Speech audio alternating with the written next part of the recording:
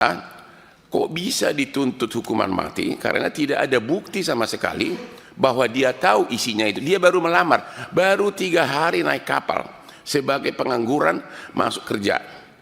Yang menjadi pertanyaan adalah, ini yang perlu mungkin nanti ditanyakan Komisi 3 kepada penyidiknya dan jaksanya.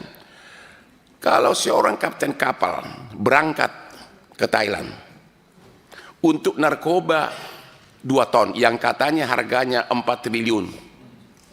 Mungkin enggak si pemilik narkoba tidak kenal si kapten ini? Mungkin enggak dia percayakan 4 triliun kepada orang yang baru dia kenal? Itu yang kita bilang logikanya tidak ada. Iya, yang kedua. Oke. Ya, sudah hadir di sini Ibu Nirwana, ibu dari Sipandi ABK kapal dan suaminya, dan juga tim kuasa hukum dari Batam.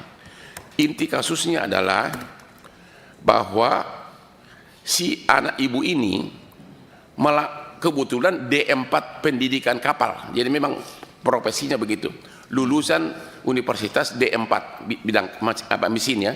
Oke. Dia melamar ke suatu agen, dia melamar resmi ke suatu agen dan akhirnya diterima. Dan si agen ini mengatakan bahwa nanti kaptennya si ini, tapi si anaknya ini tidak pernah ketemu kaptennya, tidak pernah ketemu dan tidak kenal. Barulah berangkatlah mereka, karena katanya kan ini kan kapal ini di Thailand. Berangkatlah si Pandi ini ke rumah si kapten tanggal 1 Mei. Itulah pertama kali dia kenal sama kapten, diantar oleh ibu ini. Ya, di depan rumah dada-dadaan berangkat ke Thailand, dan karena kapalnya katanya belum siap, 10 hari penuh diinapkan di hotel. Mulailah kapalnya itu, mereka memasuki kapal tanggal 14. Menurut kontrak harusnya kapalnya North Star namanya. Tahu-tahu dibawa speedboat, dibawa ke kapal Sea Dragon. Ya. Jadi dari lamaran sama kapalnya berbeda, ya. Baru mereka berangkat, dibawalah si Pandi ini ke tengah laut, naiklah ke kapal ini, kemudian mutar. 3 hari kemudian, yaitu tanggal 18 Mei, datanglah kapal nelayan, ya, kapal nelayan yang membongkar 67 kardus. Karena memang orang tidak banyak, oleh si kapten diperintahkan semua awak kapal untuk estafet memasukkan. Dan si anak ibu ini bolak-balik nanya, ini apa? Dan itu diakui oleh si kapten. Kebetulan kaptennya juga orang Batak, marga Sirait, wakil kaptennya juga orang Batak, marga Tambunan. Si kapten ini ngaku bahwa itu adalah uang dan emas. Itu pengakuannya. Ya. Ini kapal harusnya berangkat dari Thailand menuju Filipina. Tapi lewat dari perairan Indonesia di Tanjung Karimun, ketangkap sama BNN sama bea cukai. Disitulah duka cita itu mulai. Dan di persidangan si kapten juga mengakui bahwa memang si anak ini nanya berkali-kali, ini apa isinya. Oke. Dan yang menjadi masalah adalah kok bisa dituntut hukuman mati karena tidak ada bukti sama sekali bahwa dia tahu isinya itu. Dia baru melamar, baru 3 hari naik kapal sebagai pengangguran masuk kerja. Yang menjadi pertanyaan adalah, ini yang perlu mungkin nanti ditanyakan Komisi 3 kepada penyidiknya dan jaksanya. Kalau seorang kapten kapal berangkat ke Thailand untuk narkoba 2 ton yang katanya harganya 4 triliun. Mungkin enggak si pemilik narkoba tidak kenal si kapten ini?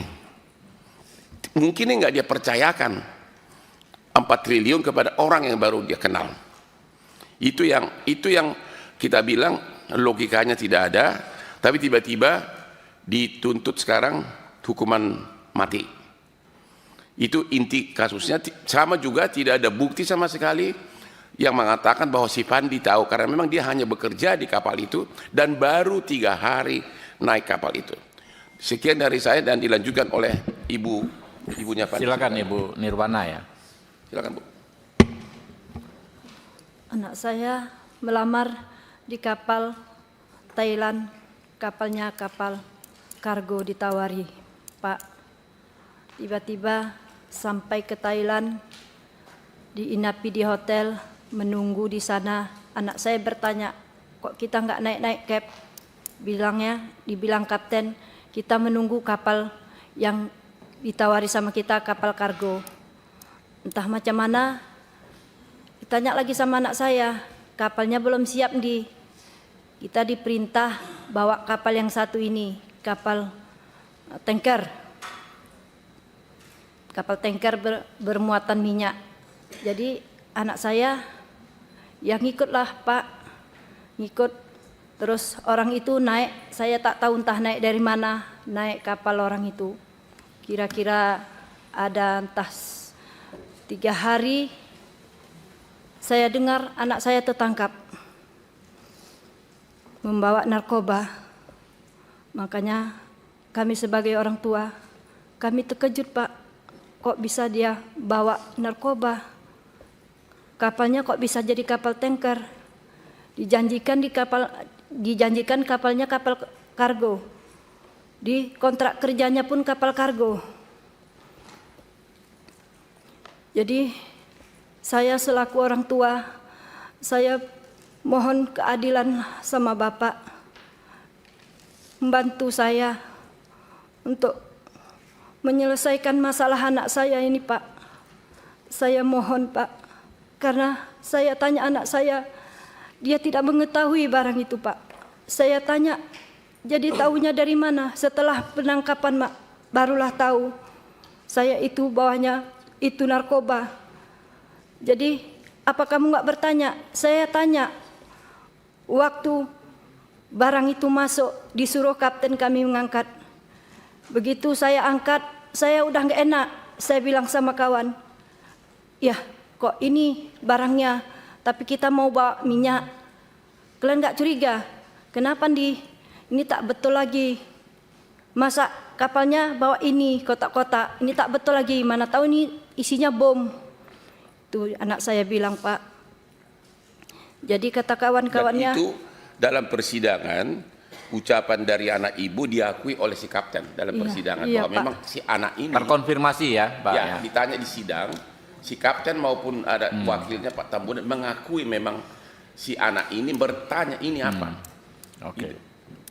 Tapi di persidangan si kaptennya tiba-tiba ngaku bahwa isinya dia taunya emas dan uang. Iya. Jadi bagaimana mungkin 4 triliun, ya 4 triliun dia nggak tahu, dia dipercaya oleh si kapten, oleh si pemilik kapal. 4 triliun nilainya. Mungkin masih ada, silakan. Sudah itu paginya nggak enak dia, didatanginya kaptennya ke atas, ditanyanya, Cap, itu barang apa? Ayo kita periksa. Mana tahu itu entah bom. Enggak katanya itu uang sama emas. Jadi disambung anak saya lagi, kalau itu uang sama emas Cap, kenapa dimasuki di ruang palka? Saya tak tahu ruang palka itu apa Pak. Kenapa dimasuki situ? Enggak apa-apa biar aman katanya. Begitu anak jadi saya itu diakui bilang. di persidangan. Iya, diakui semua kawan-kawannya, kapten pun mengakui Pak. Udah itu si Pandi disuruh lagi mencopoti bendera. Dibantah bikin anak saya lagi Pak. Kenapa dicopot lagi benderanya Cap? Apa nanti enggak bermasalah? Setahu saya kalau belayar, kapal kita belayar tak boleh dicopoti benderanya. Enggak apa-apa, kata si kapten. Selagi kita belayar enggak apa-apa, nanti kita ganti. Benderanya udah jelek, dibilangnya gitu. Anak saya enggak sanggup menaikkan ke atas itu Pak, mencopot benderanya, digantilah sama si Leo. Barulah itu tercopot benderanya. Itulah terus Pak, enggak lama kami dapat informasi tertangkaplah kapalnya. Begitulah cerita anak saya. Oke, terima kasih. Mungkin ada Ya, dari, makasih, mohon Pak. izin dari Bapak dari Silakan. Pandi. Silakan Pak. Dari situ aja. Mungkin dari Bapak selaku ayah dari Pandi. Silakan. Abang cakap Pak. Assalamualaikum warahmatullahi wabarakatuh. Nama saya Sulaiman. Saya selaku orang tua dari terdakwa Pandi Ramadan, saya bermohon kepada pimpinan Komisi 3 DPR RI agar anak saya diberi keadilan Pak.